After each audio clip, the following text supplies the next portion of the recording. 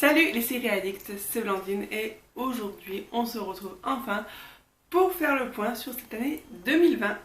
C'est parti.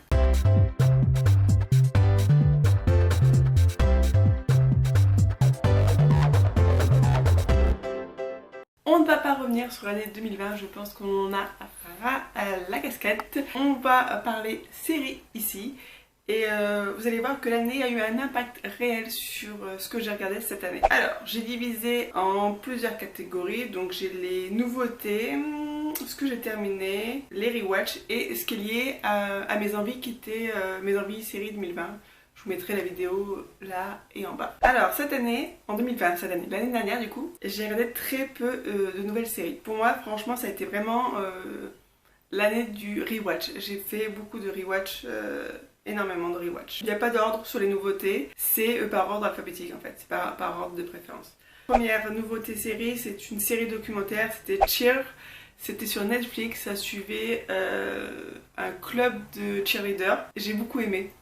Je trouve que c'était très bien, comme tous les documentaires un peu Netflix, c'était fait sous forme de série, donc il y avait des petits cliffhangers à chaque fin d'épisode, donc tu avais envie de savoir à la fin comment ça allait se passer, s'ils allaient gagner le championnat ou pas. J'ai beaucoup aimé, je vous le conseille, je trouve que c'était très bien réalisé, très bien fait. Et en plus ça nous permet de découvrir cet univers qu'en France on ne connaît pas vraiment ou qu'on a pas mal de préjugés dessus, donc je vous le conseille. Toujours dans les C, on a Cursed qui était également sur Netflix, donc c'est l'adaptation d'un roman si je dis pas de conneries. C'est de la teen fantasy, ça reprenait un peu l'histoire de Excalibur, Lancelot et compagnie. J'ai passé on va dire un bon moment. C'est pas la série du siècle, loin de là, il y a pas mal de défauts, il y a pas mal de simplicité. Après ça reste une série, c'est pas une excuse on va dire. Que ce soit une série teen, il y a des séries teen fantastiques qui sont superbes, donc je vais pas dire ça. Hein. C'est un... voilà, si je devais mettre un avis dessus. Ensuite, on a Emily in Paris, donc toujours du Netflix. Dis donc. Donc ça fait pas mal de bruit parce qu'il y a pas mal de stéréotypes sur les Français, notamment les Parisiens et les Parisiennes. J'ai passé un bon moment également, c'est série pas prise de tête, tu rigoles sans rigoler. À regarder par contre obligatoirement, faites ce que vous voulez, mais je vous conseille de la regarder en anglais sous-titré, français ou anglais, comme vous préférez. Pas non plus la série du siècle, j'ai passé un bon moment, voilà. Next. On a une série pour laquelle je vous ai fait un bilan, donc c'est Motherland for Salem. Donc je vous ai fait tout un bilan sur la saison 1 que je vous mettrai aussi dans la barre de description et dans le petit i. Donc c'est une série sur les sorcières, un peu sous forme de camp militaire, etc. C'est disponible maintenant sur Prime Video, donc laissez-vous tenter si ça vous tente. J'ai bien aimé. Début un peu qui se cherche et puis plus les épisodes avancent et mieux c'est, donc je vous le conseille. Moi j'ai vraiment hâte de voir la saison 2, donc si vous voulez plus d'avis, plus d'avis sur cette série, n'hésitez pas à aller voir mon bilan. Après on a Penny Dreadful City of Angels, donc j'attendais cette série parce que j'ai regardé Penny Dreadful, on va dire juste Penny Dreadful en début d'année 2020 que j'ai adoré, donc j'attendais ce spin-off avec beaucoup d'impatience, sachant qu'il y avait dedans l'actrice dont j'ai oublié son prénom qui est jouée dans Game of Thrones. Faut que je retrouve son prénom parce qu'elle est géniale. C'est le seul point positif de la série, hein. Globalement je vais vous le dire, pour moi ça a été un gros flop cette série. Je me suis forcée à la regarder jusqu'au bout parce que je sais pas pourquoi. Mais voilà, donc c'est Nathalie Dormer, je sais pas comment ça se prononce, qui clairement porte toute la série parce qu'elle joue plusieurs rôles, qu'elle joue superbement bien, enfin c'est vraiment une très bonne actrice et j'ai hâte de la retrouver dans une autre série. Je sais pas s'il y avait des projets en cours, mais franchement elle est vraiment top, mais la série est vraiment chiante. Il ne se passe rien, tout le côté un peu horrifique des Penny Dreadful, on les retrouve pas du tout. L'esthétisme est sympa, mais ça fait pas tout, enfin, l'histoire est vraiment très bof. Je vous conseille pas, pour moi c'est vraiment un flop. Par contre on passe à un de mes coups de cœur de cette année 2020, c'est Perry Mason qui est un reboot d'une vieille série, du même nom forcément. Ça raconte l'histoire d'un détective privé qui... on suit toute une enquête sur la première saison. C'est vraiment très bien, moi j'ai adoré l'esthétisme, c'est super beau. Le jeu d'acteur est top. Et ce qui est rigolo, c'est que ça se situe à peu près à la même époque que Penny Dreadful City of Angels. Et du coup, on a des personnages similaires. Et d'ailleurs un personnage qui est joué par, j'ai oublié également son nom, moi les noms c'est pas mon truc, l'actrice principale de Orphan Black, qui est aussi une super actrice, Tatiana Maslany, donc qui joue du coup dans Perry Mason, je pense que c'est ça que ça se prononce comme ça. Elle est vraiment top, enfin, franchement, moi j'adore cette actrice, puis la série est vraiment top. Ça fait un peu ambiance roman noir, vraiment je vous conseille.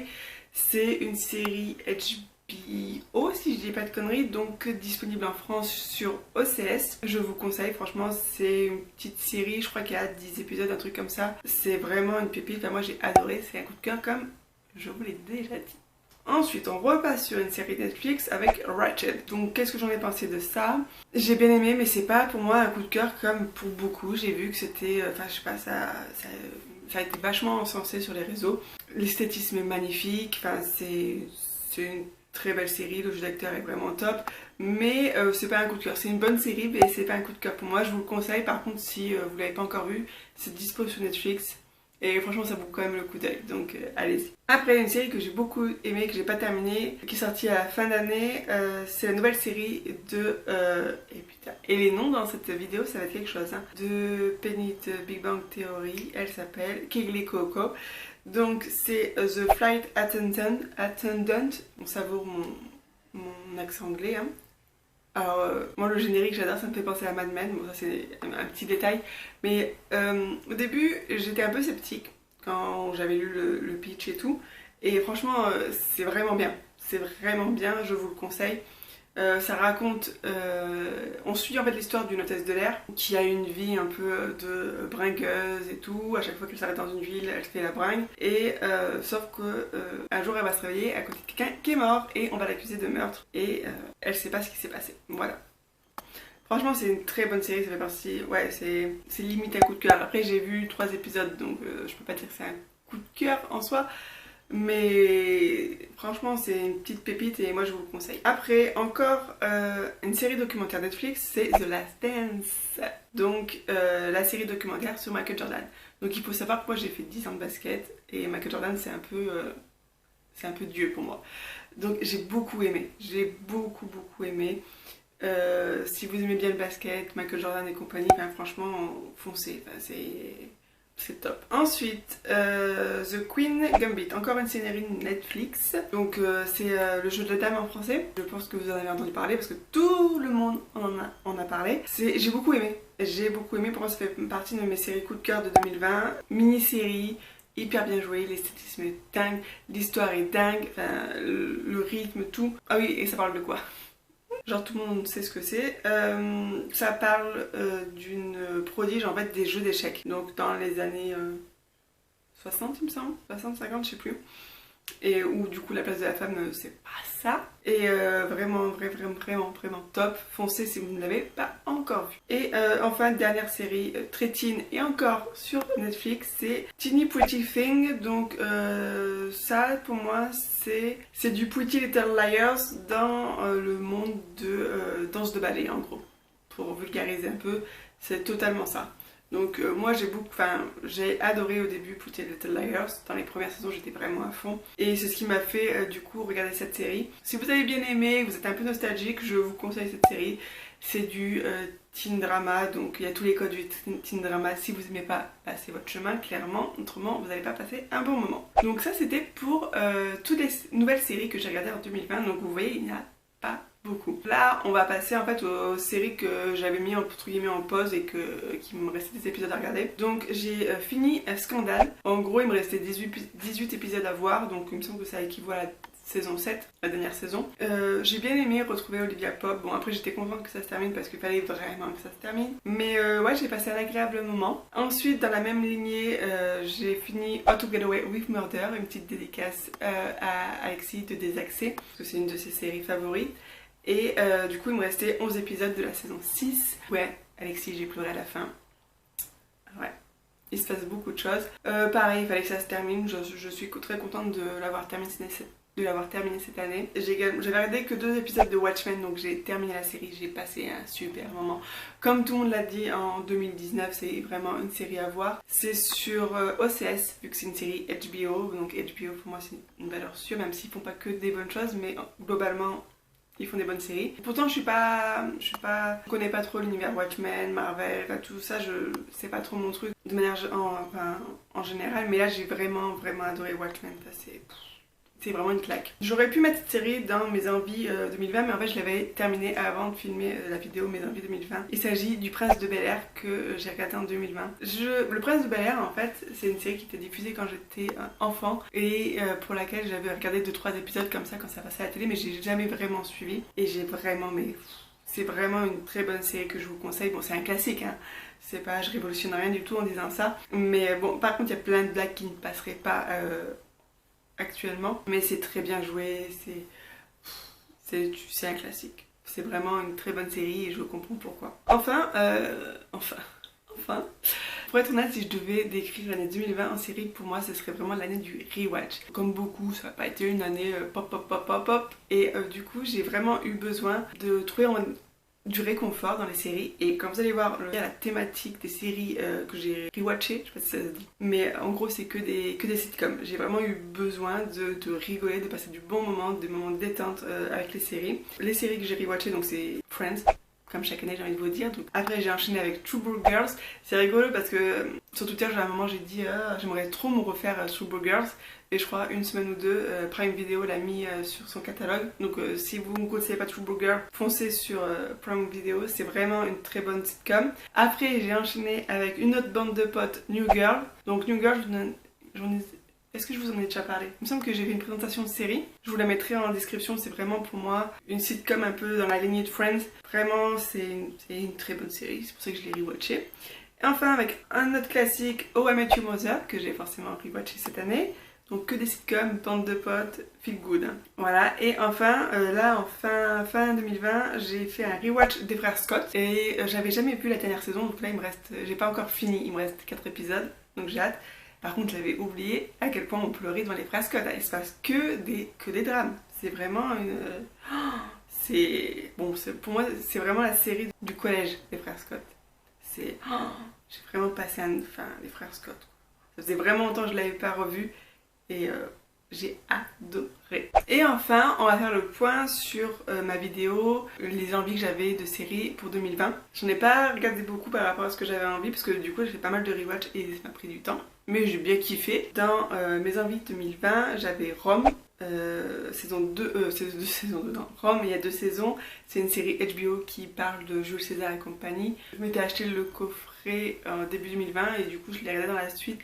J'ai adoré. Faut vraiment que je vous en fasse une présentation de série parce que pour moi c'est un peu un précurseur de Game of Thrones. On est un peu dans la même ambiance et tout. Et c'est vraiment, on va retrouver plein d'acteurs connus dans la série. Ensuite, comme je vous ai dit, j'ai regardé Penny Dreadful qui est dispo sur Netflix. Donc là, gros coup de cœur, pour moi c'est série fantastique, tout ce que j'aime. Si bien que j'ai acheté du coup le coffret DVD là, il y a une semaine, je me suis pris le coffret DVD parce que quand j'aime une série, j'aime avoir le coffret DVD. Ouais, je suis ce genre de personne. Et il y avait Supernatural, je voulais... pour ceux qui suivent les vlogs Supernatural, je voulais terminer Supernatural en même temps que la diffusion du dernier épisode. Ce fut un échec, mais un bel échec. Donc pour Supernatural, je pense que je vais arrêter les vlogs de Supernatural tout simplement parce qu'en fait ça me bloque dans mon visionnage. Là je me dis à chaque fois, ah bah tiens, si je regarde et que j'en parle en vidéo, etc. Et du coup je ne regarde pas parce que je me dis j'ai pas le temps après de faire le point en vidéo. Donc je pense que je vais simplement arrêter. Donc là Supernatural, j'en suis à la saison 14, épisode 14.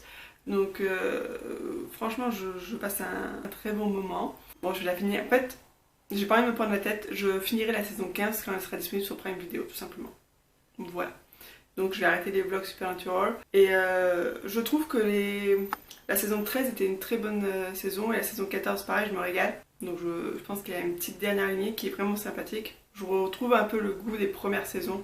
Et je me régale. Ensuite, Twin Peaks. Je devais finir la saison 3. En fait, ce qui s'est passé Twin Peaks, c'est que je me suis dit, au lieu de finir la saison 3, direct, je vais me faire un rewatch. Donc j'ai re-regardé la saison 1 et la saison 2 qui sont des pépites, hein, je vous les conseille. Enfin, Twin Peaks, je vous le conseille. La saison 3, je pense que c'est des épisodes qui doivent se digérer. Et du coup, j'ai pas terminé. Je crois qu'il me reste 4 épisodes ou 6, un truc comme ça. Ensuite, je devais regarder Légion. Je l'ai pas du tout regardé. Je voulais regarder The Elemental. Je l'ai pas regardé. Batman, je crois que j'ai regardé 4 épisodes.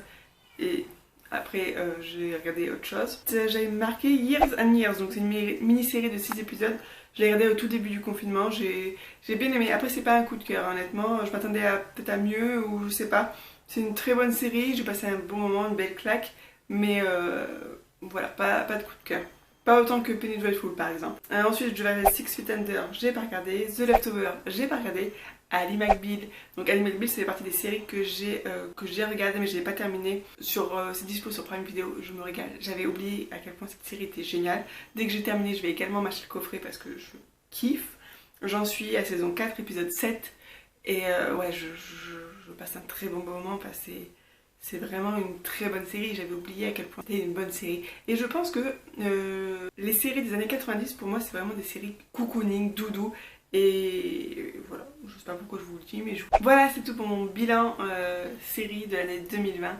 Donc comme vous avez pu le voir, pour moi c'est vraiment l'année du rewatch, des sitcoms, des séries qui me font du bien.